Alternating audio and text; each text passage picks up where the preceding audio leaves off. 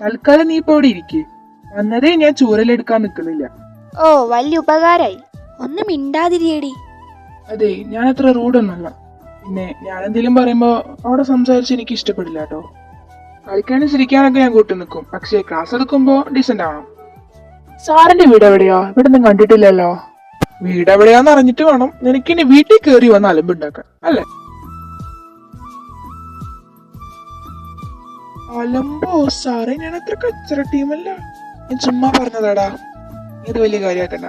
പിന്നെ എന്റെ വീട് ഇവിടെ അടുത്ത് തന്നെയാണ് കേട്ടോ. സാറ് ജിഷിൻ സാറിന് പകരം വന്നതല്ലേ? അതെ, ഞാൻ ജിഷിൻ സാറിന് പകരം കയറിയതാണ്. പക്ഷെ എനിക്കത്ര എക്സ്പീരിയൻസ് ഒന്നുമില്ല ഈ ടീച്ചിങ്ങില്.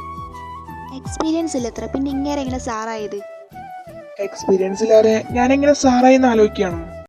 അയ്യോ, ഞാൻ അത് മനസ്സിൽ പറഞ്ഞതല്ലേ, ഇങ്ങനെ കേട്ടാ? ഞാൻ ഒരു കാര്യം കൂടെ പറയാം, ഞാൻ ഒരു ടീച്ചറല്ല. അല്ലെന്നോ? ടീച്ചർ അല്ലെങ്കിൽ പിന്നെ എന്തായാലും ടീച്ചറല്ല. ആൾക്കാർ ഇപ്പോ ഇത്ര അറിഞ്ഞാ മതി. സാറിന് എന്തോ ഒരു ചെറിയ ചുറ്റിക്കളി ഉണ്ട്.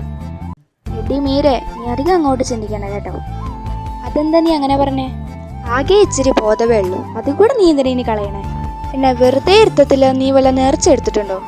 നേർച്ച എടുത്തിട്ടുണ്ട്, നീ അങ്ങ് കൂട്ടിക്കോ. ഇവൾ എന്നെയും കൊണ്ടേ പോകത്തുള്ളൂ എന്ന് തോന്നുന്നല്ലോ ഈശ്വര. നിങ്ങൾ രണ്ടാളെയും കൊണ്ട് ഞാൻ ശരിക്കും തോറ്റു. ഒന്ന് മിണ്ടാതിരുന്നോടെ. സോറി സാറേ, സത്യമായിട്ടും ഇനി ഞങ്ങൾ മിണ്ടില്ല. അത് നീ മാത്രം പറഞ്ഞാൽ ശരിയാവില്ല മീരെ. നിന്റെ അടുത്തിരിക്കുന്ന കാന്താരിയോട് കൂടെ ഒന്ന് പറ. കാന്താരിയോ? ഞാനോ? ഇങ്ങനെയൊക്കെ തോന്നിയത് വിളിക്ക്. ഇങ്ങനെ മടി കടത്തിയിട്ടാണല്ലോ എനിക്ക് പേരിട്ട്. അത് ഞാൻ പറഞ്ഞ് ശരിയാക്കാം.